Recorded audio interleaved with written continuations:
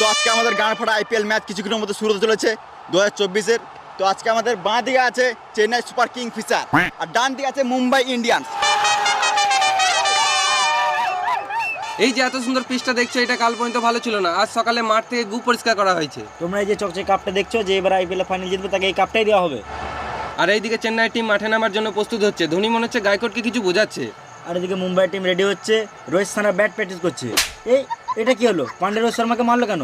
তো আমাদের আর কিছুক্ষণের মধ্যে টস শুরু হতে চলেছে। মাই স্যার পান্ডিয়া।